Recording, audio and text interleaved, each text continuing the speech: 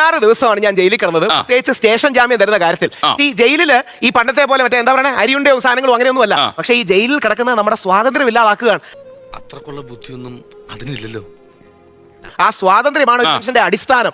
ഈ എന്താ പറയുക ജയിലാണ്. വനിതാപക്ഷ നിയമങ്ങൾ ദുരുപയോഗം ചെയ്ത് ജയിലിൽ കിടക്കുന്നതിന് ഒരു കാൽപ്പനികതയില്ല.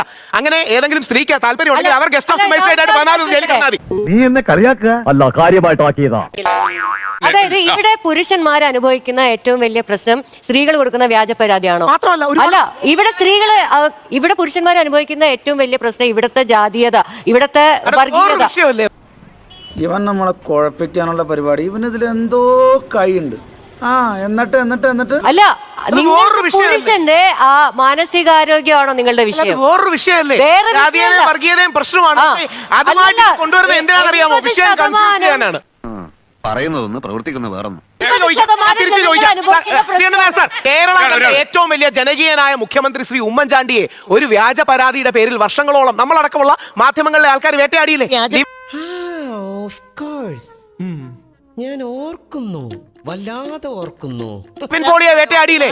എത്രയോ പേരെ വേട്ടയാടി. അപ്പൊ ഇവരോടെല്ലാം നിങ്ങൾ ഗസ്റ്റ് ഓഫ് ദി മജിസ്ട്രേറ്റ് ആയി ഒരാഴ്ച പോയി ജയിലിൽ കിടക്കും എന്ന് പറയുന്നത് അന്യായമല്ലേ? അങ്ങനെ ഗസ്റ്റ് ഓഫ് ദി മജിസ്ട്രേറ്റ് ആയി കിടക്കുമ്പോഴേ വേറെ അറിയൂ. നമ്മളിപ്പോ ഒരു പുരുഷ കമ്മീഷൻ വെക്കുന്നത്, വെറുതെ ഒരു ഉദാഹരണം പറയാം. ഇപ്പൊ ഞാൻ നേരത്തെ പറഞ്ഞ ഫ്രാങ്കോ മുളക്കല്, അങ്ങനെയുള്ള കുറെ ആൾക്കാരെ ഇവര് കമ്മീഷൻ ഉണ്ടാക്കിന്ന് വെച്ചോളൂ.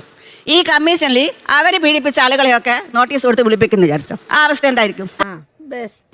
എന്താ എന്റെ ഉദ്ദേശം? ഫ്രാങ്കോ മുളക്കൽ കേസ് മാത്രമായിരിക്കും അല്ല, ഫ്രാങ്കോ മുളക്കലിനെ കോടതി നിരപരാധി എന്ന് പ്രഖ്യാപിച്ച ആളെ പോലും ഇത്ര അപമാനിച്ച് പറയാൻ കഴിയുന്നതും ആ സ്ത്രീയുടെ പേര് പോലും ഞങ്ങൾ ആരും പറയാത്തതും തന്നെയാണ് പുരുഷ കമ്മീഷൻ വേണ്ടതിന്റെ ഏറ്റവും വലിയ ആവശ്യം. ശ്രീ രാഹുൽ ഈശ്വർ ആയിക്കോട്ടെ, ശ്രീ രാഹുൽ മാങ്കൂട്ടം ആയിക്കോട്ടെ, ഫ്രാങ്കോ മുളക്കിലായിക്കോട്ടെ, ഒരാളെ കുറ്റവിചാരണയ്ക്ക് ശേഷം നിരപരാധിയാണെന്ന് വിടുന്ന ഒരു അവസരം. അവിടെ നമുക്ക് ഉണ്ടാകുന്ന പ്രശ്നം എന്ന് പറയുന്നത് നേരത്തെ മാഡം സൂചിപ്പിച്ചതുപോലെ ഇവരുടെ പേര് നമ്മൾ പറയുന്നുണ്ട്. അതിജീവിത മാർഗ്ഗം കിട്ടുന്ന ഒരു പ്രൈവസി, ആ സപ്പോർട്ട് ഇവിടെ പ്രതികളായവർക്ക് പിന്നീട് കുറ്റവാളികളിലേക്ക് കിട്ടുന്നില്ല.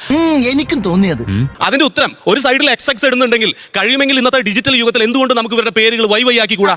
പുരുഷന്റെ പ്രൈവസി ഇത്രയും കാലം എവിടെയായിരുന്നു? ഞങ്ങൾ അങ്ങ് ഇറങ്ങട്ടെ. ആയിക്കോട്ടെ.